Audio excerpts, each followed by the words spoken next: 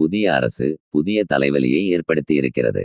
நாடு முழுவதும் தற்பொழுது நடைபெற்று முடிந்த நாடாளுமன்ற தேர்தலில் தனிப்பெரும் கட்சியாக வெற்றி பெற்று கூட்டணி கட்சிகள் ஆதரவுடன் ஆட்சி அமைத்துள்ள பாரதிய ஜனதா மூன்றாவது முறையாக தனது அரசை தொடங்கியுள்ளது. புதிய அரசின் புதிய அதிரடி மக்களுக்கு தலைவலியை ஏற்படுத்தி இருக்கிறது. 150 கோடிக்கு மேல் மக்கள் வாழும் நம் நாட்டில் சுமார் 80 முதல் 90 கோடி மக்கள் செல்போனை பயன்படுத்துகிறார்கள். அவர்கள் மாதம் தோறும் செலுத்தி வந்த கட்டணங்கள் அதிகரிக்க இருப்பதே மக்களுக்கு ஏற்படவிருக்கும் புதிய தலைவலியாகிருக்கிறது. நாடு முழுவதும் ஜியோ, ஏர்டெல், வோடபோன், பிஎஸ்என்எல் ஆகிய நிறுவனங்கள் தொலைத்தொடர்பு சேவையை மக்களுக்கு வழங்கி வருகின்றன. 4G சேவை தொடங்கிய பொழுது ஜியோ நிறுவனம் அதிரடியாக விலை குறைப்பு செய்து மற்ற நிறுவனங்களையும் விலை குறைப்பு செய்ய வழிவகை செய்தது. மாதாந்திர கட்டணம் முறை அறிமுகம் செய்யப்பட்டது 4G சேவை அறிமுகப்படுத்தப்பட்ட பிறகுதான். ஜியோ நிறுவனம் அறிமுகப்படுத்திய இந்த முறை இலவச வரம்பற்ற டாக் டைமிங் கொண்டு மாதந்தோறும் மாதாந்திர கட்டணம் செலுத்தப்பட்டு வருகிறது. தற்போது 5G ஏலம் முடிவடைந்த நிலையில் ஜியோ முதல் நிறுவனமாக தனது வாடிக்கையாளர்களுக்கு மாதாந்திர கட்டணத்தை 15 இருந்து 30% வரை உயர்த்தி அதிரடி காட்டி உள்ளது.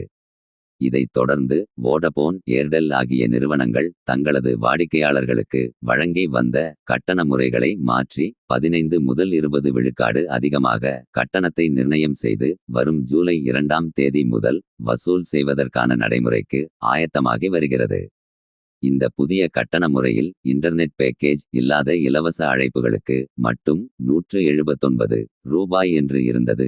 இனி ரூ. 209 செலவு செய்ய வேண்டிய நிலைமை ஏற்பட்டிருக்கிறது. அதாவது சுமார் ரூ. 30 அதிகமாக மாதம் தோறும் செலுத்த வேண்டிய நிலைமை ஏற்பட்டுள்ளது. ஒரு நபர் தினம் தோறும் ரூ. கூடுதலாக தனது பாக்கெட்டில் இருந்து செலவு செய்ய வேண்டிய ஒரு நிர்பந்தத்தை இந்த நிறுவனங்கள் ஏற்படுத்தி இருக்கின்றன. ஒரு குடும்பத்தில் 2 நபர்கள், 3 நபர்கள், 4 நபர்கள் தற்போது செல்போன் பயன்படுத்தி வருகிறார்கள்.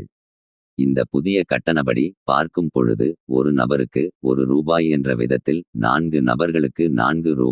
ஒரு குடும்பத்திற்கு தினம்தோறும் அதிகமாக செலவாக வாய்ப்பிருக்கிறது. ஒரு மாதத்திற்கு பார்க்கும் பொழுது ரூ. 120 ஒரு குடும்பத்திற்கு செலவு ஏற்பட இருக்கிறது. ரூ. 120 என்பது ஒரு குடும்பத்திற்கு ஒரு வாரத்திற்கு ஆகும் காய்கறி பொருட்கள் செலவாகும்.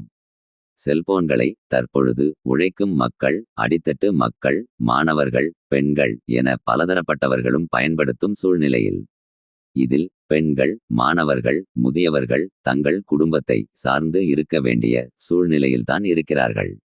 வயதானவர்கள் தன் குழந்தைகளை சார்ந்தும், குழந்தைகள் தங்கள் பெற்றோரை சார்ந்தும், பெண்கள் தங்கள் கணவரையும் தகப்பனையும் சார்ந்து இருப்பதால் அவர்களுக்கு ஆகக்கூடிய செல்போன் கூடுதல் செலவானது. அவர் யாரை சார்ந்து இருக்கிறார்களோ அவர்களுக்கு கூடுதல் சுமையாக அமைகிறது. இனி ஒவ்வொருவரும் ஒரு நாளைக்கு ரூ. என்ற விதத்தில் கண்டிப்பாக செலவு செய்ய வேண்டிய ஒரு சூழல் ஏற்பட்டிருக்கிறது. இது ஒரு மிகப்பெரிய விலை உயர்வு ஆகும். இதனால் செல்போன் நிறுவனங்களுக்கு மிகப்பெரிய அளவில் லாபம் ஈட்ட வாய்ப்பு ஏற்படுகிறது. அதன் வருமானம் பல மடங்கு பெருகும் வாய்ப்பு ஏற்பட்டிருக்கிறது.